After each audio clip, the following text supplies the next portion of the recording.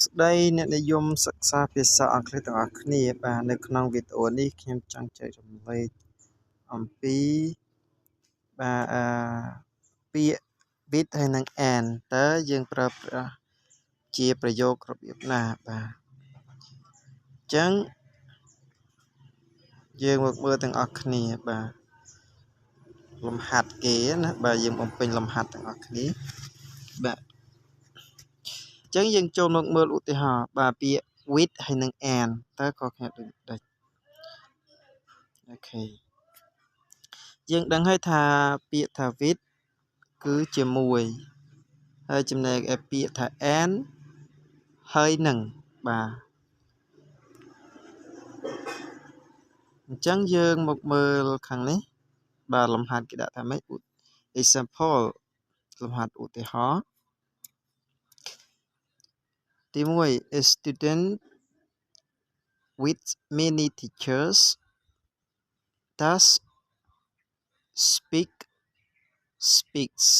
បាទបានន័យថា speak at s ហើយនឹង speak អត់មាន s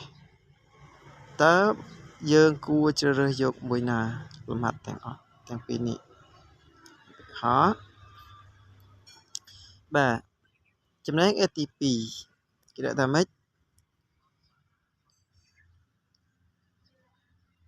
បាទ a student and many teachers does speak and speaks បាទតាមពិតគឺអានេះមាន s បងប្អូន speak មាន s បាទអញ្ចឹងទាំងពីរនេះគឺយើងដាក់មួយណាជ្រើសរើសមួយណាឲ្យបានត្រឹមត្រូវបាទអញ្ចឹងបងប្អូនជ្រើសរើសមួយណាដោយសារតែពាក្យខាងលើនេះគឺ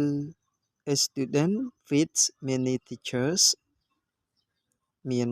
ក្រិយាសព្ទ speak ហើយនឹង speaks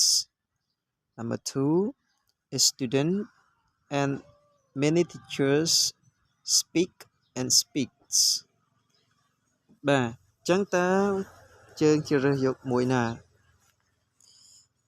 បាទអញ្ចឹងយើងចូលទៅមើលទាំងអស់គ្នាខ្ញុំអត់ទាន់បង្ហាញចម្លើយទេខ្ញុំឲ្យបងប្អូនសាកគិតមើលសិនបាទប៉ុន្តែខ្ញុំនឹងមាននិយមន័យបាទ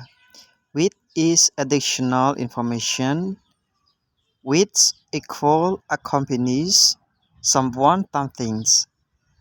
and is subject to or more plural subjects បានន័យថា with គឺជាអ្នកបំពេញន័យបំពេញព័ត៌មាន with ស្មើនឹងពាក្យថា accompany បាទម្នាក់កំដរណាបាទឬ someone បាទអ្នកណាម្នាក់ឬក៏អ្វីមួយបាទចំណែកឯ and គឺជា subject វាចាប់ពី2ឡើងឬក៏ច្រើនហើយវាក៏ជា plural subject ដែរបាទអញ្ចឹងនេះគឺជានិយមន័យដែលយើងឆ្វេងយល់ដើម្បីបំពេញហើយនឹងជ្រើសរើសចម្លើយឲ្យត្រឹមត្រូវដែលកិរិយាសព្ទនៅក្នុងវងកញ្ចក់ក្នុងលំហាត់ដែលយើងបំពេញនៅក្នុងប្រយោគបាទអញ្ចឹងបងប្អូនមើលអានឹងហើយគឺបងប្អូននឹងដឹងថានិយមន័យយើងត្រូវជ្រើសរើសមួយណាហើយមិនគួរជ្រើសរើសមួយណាដើម្បីឲ្យបានត្រឹមត្រូវបាទអញ្ចឹងបងប្អូនអាចខមមិនពីក្រុមបាន